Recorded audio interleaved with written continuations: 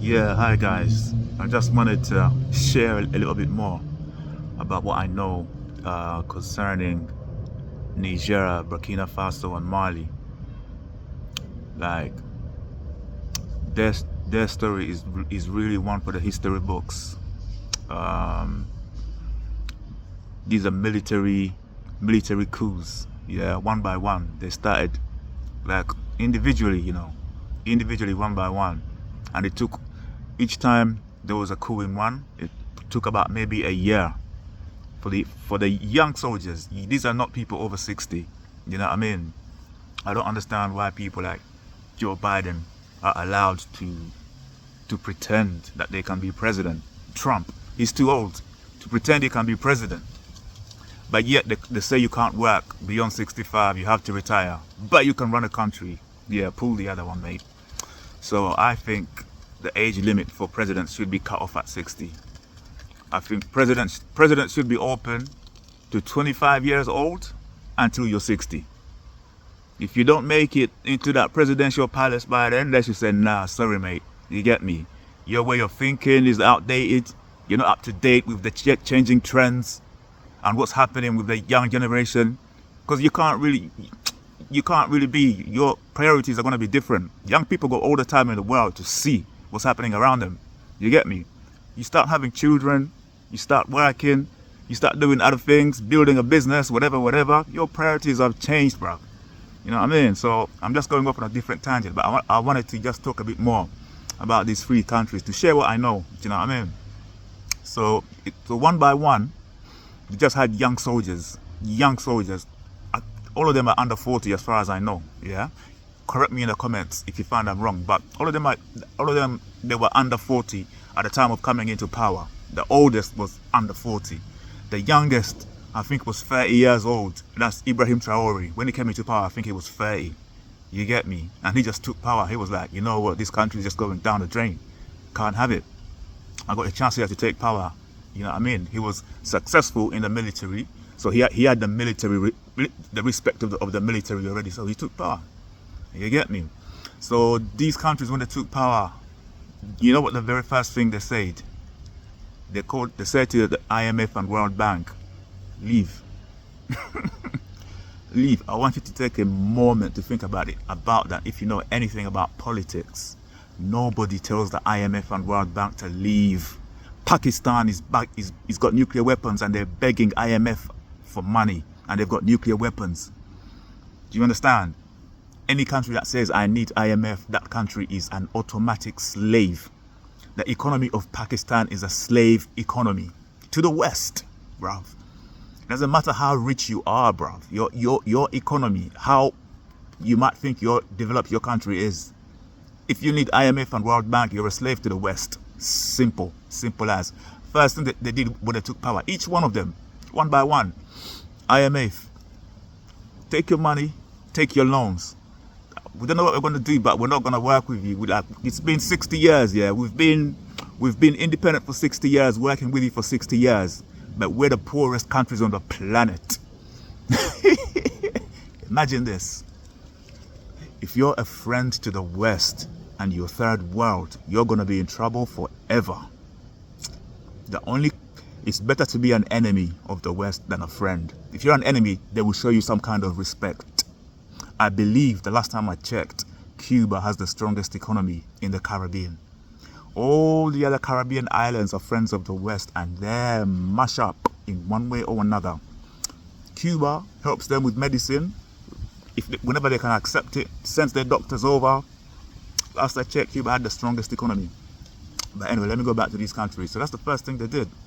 As soon as I heard that, I was like, these guys are they're gonna be successful. They're good for their country. I don't care how they came to power.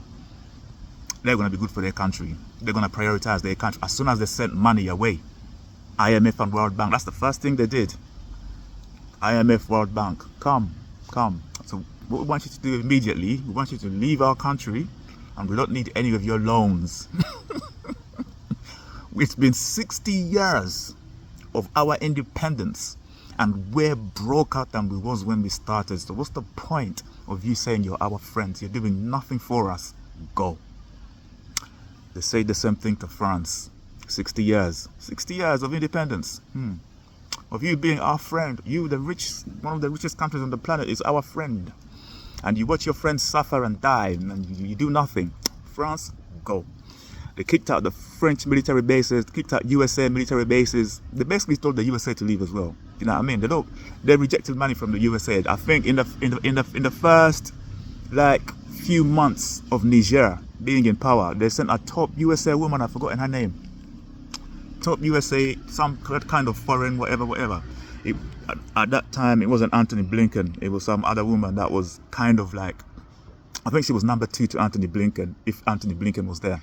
She was either number 2 to Anthony Blinken, or she was in Anthony Blinken's chair, something like that. She was some kind of home secretary, foreign minister, high up, high level US government. They went there, they had a meeting, and then they left, and nobody said anything. After they left, one of the commanders that was in the military said on Twitter, these guys offered us £100 million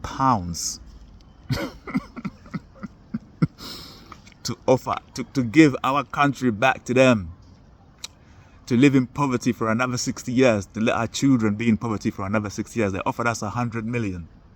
One of the commanders wrote this on Twitter, and he told the woman who they sent was a bit overweight, and he wrote on Twitter to the woman, look, instead of trying to give us the 100 million, use that 100 million to lose some weight, mate, okay?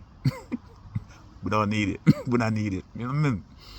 So yeah, man. So that's their recent history. They're newly independent countries, bro. Don't get it twisted. They're newly independent. You get me? So, you know what I mean? So the West is trying very hard to make sure there's no other coups. And once they got their independence, these West African countries, they're all slaves. They're all slaves to the West. Trust me. They say, yes, master. Yes, master. So as soon as the West comes, all of them, South Africa, Central Africa, all of them, they're all slaves to the West. So the West told ECOWAS, you know what? Kick them out of ECOWAS. ECOWAS kicked them out. They didn't care. ECOWAS kicked them out. They didn't care. After a couple of years, ECOWAS is like, oh, please come back in. And they're like, how can we come back in when you guys are living the same corruption that we are clearly living behind? Within 2-3 years, we're living behind those corruption. And if you follow the story properly, you'll see they're doing big projects in their countries. Just from working with countries that actually respect them. I think for 60 years, Niger's uranium was powering electricity in France. 60 years of giving France electricity, and they had zero electricity in their country. Think about that for 60 years. When I'm telling you they were slaves, that's slavery, bruv. 60 years of poverty, bruv. Someone who has more power than you has forced you into poverty. Your uranium is giving him and his children electricity. You and your children are dying from poverty every single year. The West are genocidal, crazy weirdos. Bruv, I don't know what word. Someone told me I shouldn't word the G word. I shouldn't use the G word on YouTube. Well, maybe my channel is too small for them to notice. But whatever word you can think of to describe the West, bruv, think about it. Just think about what I'm describing to you. This was France in particular, but Britain, USA, they're all doing the same thing, bruv. Once you're their friend and you're poor, you're going to be poor forever. You understand? You have to think about that. So these young leaders, they thought about it and they were like, you know what, the only way to change this, take power by force. You get me? And when they took power, do you know how popular they were in their countries, mate? And you never saw this on Western media. I saw it on African channels, how popular they were, bruv. People came out shouting, saying, yeah, finally someone is going to come and help us to be free. So that's not the half of it. Things like their minerals, their wealth was going to France. I think the clear example that they kept talking about, Niger's uranium was being sold for like something like 80 cents. I don't know if they do it per kilo or something. It was below $1, and it should have been selling at $200. But France was forcing them to sell it below $1. But let me tell you, when our African people are dying from poverty, yeah, it's murder. It's murder. Decades of murder. When good leaders are come, they take them out. You understand? So these young military guys, but nah, we're tired of just dying. We're just dying. Slavery never ended. It's happening right here today. Do you understand? How can we be dying of malnutrition? Why can't we sell our uranium for a fair price? Do you understand? Within months of kicking out the French and the USA and the whatnot, they started selling their minerals at fair prices. Bruv, they're building projects, they're building, you get me? They have a long way to go, yeah? But within 10 years, bruv, trust me, give these guys 10 years. they're gonna run past Nigeria, Ghana, anyone else. Right now, Nigeria is a bit more ahead than them, and Ghana is a bit more ahead than them. They're like literally classed as the poorest countries in Africa. Do you understand? Do you know what I mean? And it's like, this is, the USA had one of its biggest military bases in Niger. $100 million military base, and they can't help to build a school for Niger. Think about that. $100 million military base, and they can't say to Niger, look, your schools are cheap here. Let's just build you a cheap school. You know, thank you for giving us land and space to make our military base. We'll help you build a cheap hospital, bruv. These people are slave masters. They have no mercy, bruv. You see what's happening in Palestine, bruv. Once you're underneath their boot, they have no mercy, bruv. But these guys were brave enough to say, no, we're not having it. If you want to fight, we're ready. And the population was behind them. The population, once the populations heard and understood, because they were like, we're not taking big salaries. We're not taking big salaries. We're not traveling first class. We're not spending money, and we're not working with corrupt nations. Corrupt nations being the West. When their citizens heard, their citizens came out every time in their tens, hundreds of thousands to support them and to encourage them and to shout them on and to say, we will join the army. We will fight. You understand? That's what happens when you're a popular leader. You get me? All these African so-called democratic weirdos, all of these Ruto whatever from Kenya, whatever Anan from Ghana, whoever from Nigeria, Ramaphosa from Africa, they have no clue that once you start talking about these things properly, your people will say, we have a chance, we're ready to fight. Your people will come out and say, we don't care what we fight with. The people were demonstrating outside the USA embassy, telling them, not the army. There were people who were telling the USA embassy, come out, go. 60 years of suffering, all you're doing is robbing us and keeping us as slaves. Every other African country is in slavery. And others in the Caribbean, other third world places, man. You understand? But these three African countries, that's a little bit I wanted to share, a little bit extra. I wanted to share and put in. But yeah, man, if you watch this video, man, let me know in the comments whichever country you think is independent. I think Algeria shows a bit of backbone. I don't think it's completely free.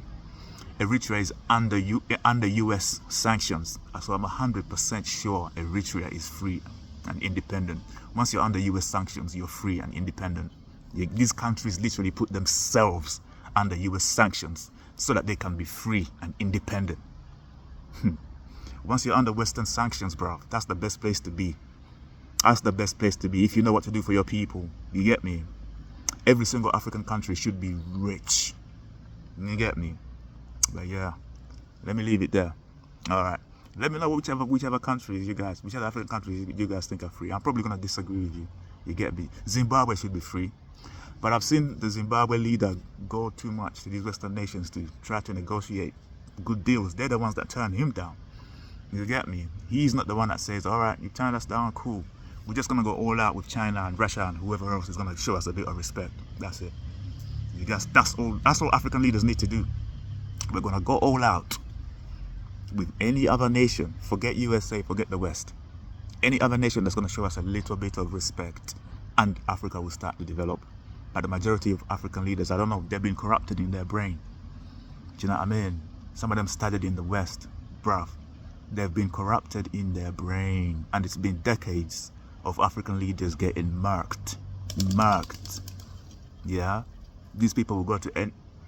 As soon as a good African leader comes up, they will go to his best friend and tell him, look, if you can take out your best friend, yeah, we'll give you 100 mil easy, just for you. Just for you. Know that you have 100 mil in your account. You know what I mean? We're not gonna give it to your people.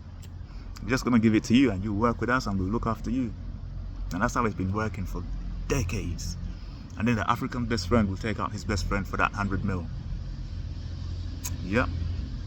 Usually it's not a best friend, but it has happened when it has been a friend. You get me? Or a close associate. You get me? Because when you're a close associate, you know your guy's weaknesses, you know when he's sleeping, all that palaver. When you're a bit too far away from him, you don't know too much about him. Yeah. But yeah, I'll leave it there, peoples.